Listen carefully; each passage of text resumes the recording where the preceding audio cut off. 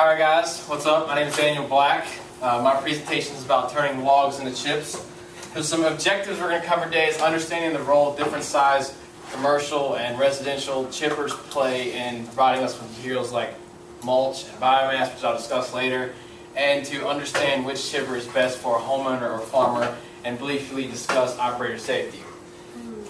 So I'm sure you're kind of wondering, like, yo, Daniel, what's your big obsession with chippers? Okay, well, one of the coolest things about chippers, in my opinion, is if you were to take this pickup truck right here, it's not like a full-size dump truck, but it's like a pickup truck, and you were to stack brush in here as high as you could, and like stand on it and jump on it and like strap it down and all that stuff because you need to like you're trying to get it from one area to another or take it to the landfill.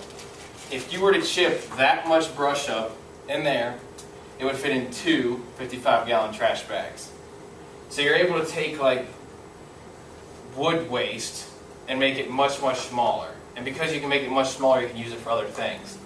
And I personally think that's interesting because I have a tree service, and when someone says, hey, can you take down this oak tree that's 73 years old, like, it's a whole lot easier to chip stuff up and put it in the back of a truck than it is to like stack brush. So, what is your all's experience with wood chippers? Tell me some things you know about them.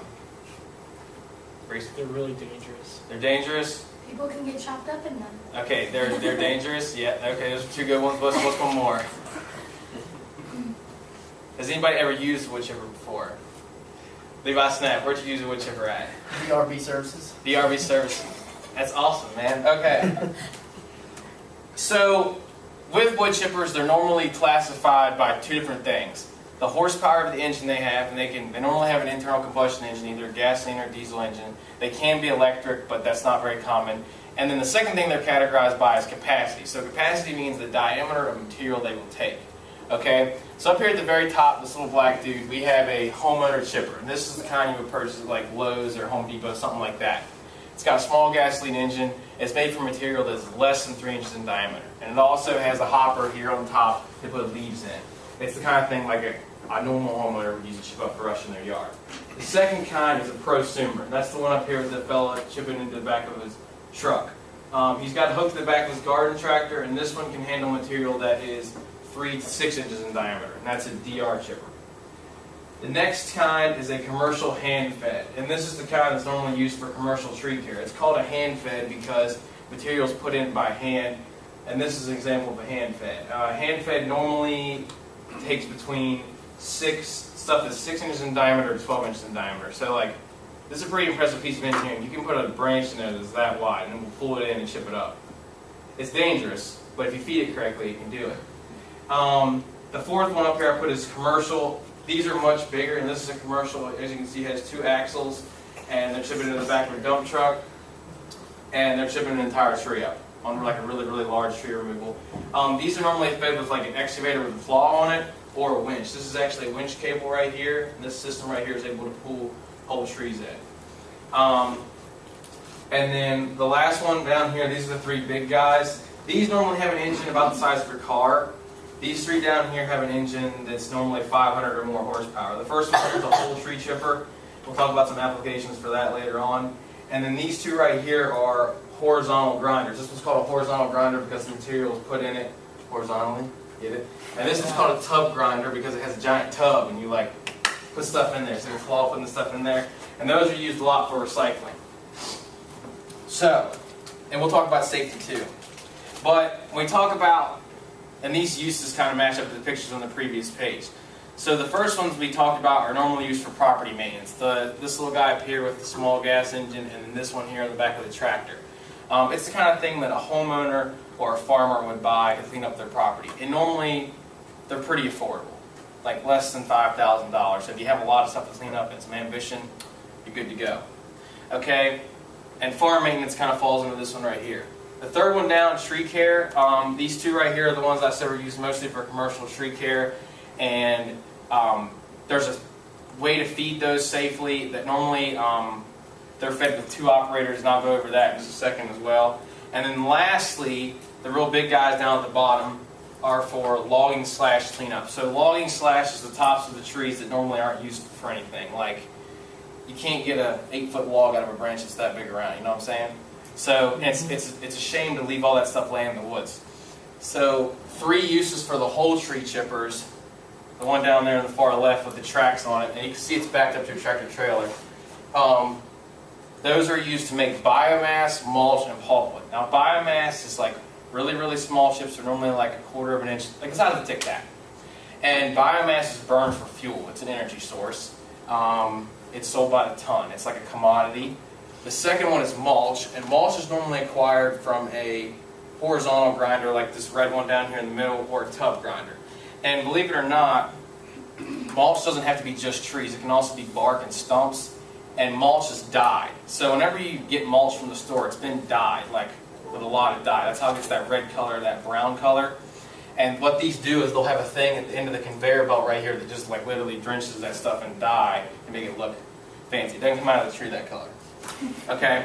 And then lastly, recycling. So these big ones like this horizontal grinder and the tub grinder on the previous page, they use these for recycling. And in this picture right here, they're actually dumping shingles into this. And what they're going to do with those shingles is they're going to regrind them up and then put them in asphalt.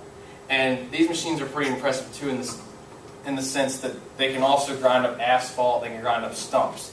So like it allows you to reclaim materials you wouldn't be able to otherwise, which is kind of cool.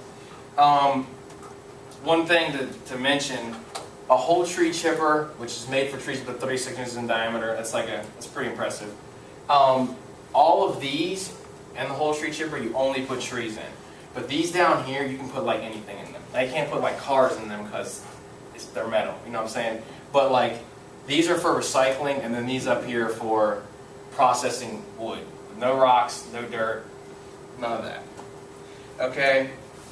So, we mentioned earlier that chippers are relatively dangerous. Some of the personal protective equipment we wear when we use a chipper, like a hand-fed chipper, is eye protection, ear protection, and face protection. You can see these people right here have all that on.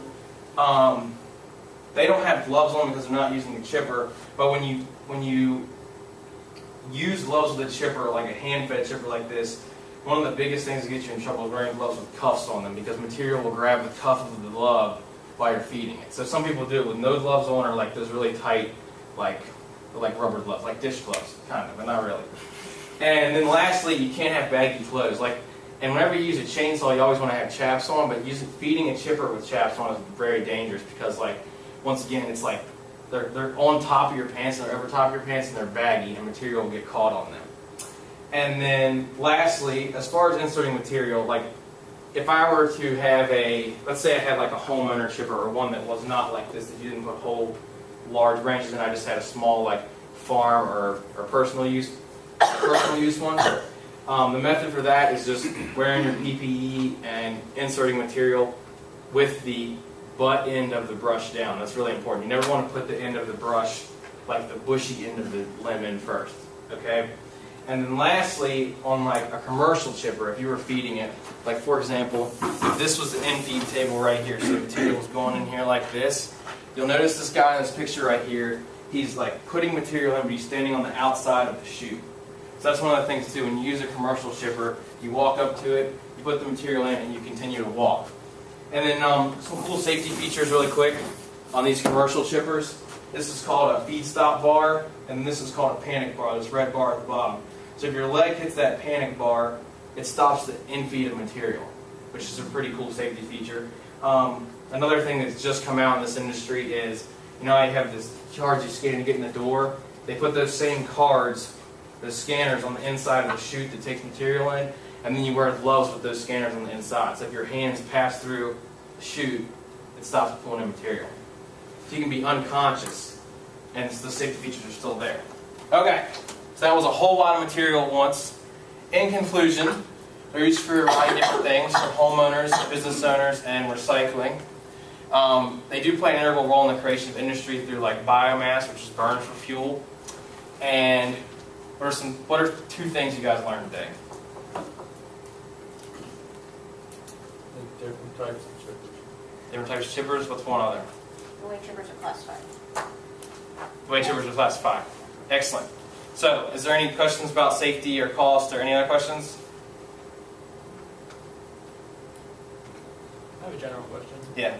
Those on commercial chippers, do they automatically feed or do you have to pinch like there? Yeah, they have a feed roller that pulls in material, and you can't, it's too dark right here to see it, but the part of the machine that actually does the chipping is way back up in here at the end of this fan, or at the end of this belt cover, but they have a drum that pulls material in very controlled. One without one of those drums that pulls material in will just suck it in really fast, and it's super dangerous. Those are called chucking ducks, because that's how you feed them. You chuck stuff in there and you're out of the way. Okay, thank you.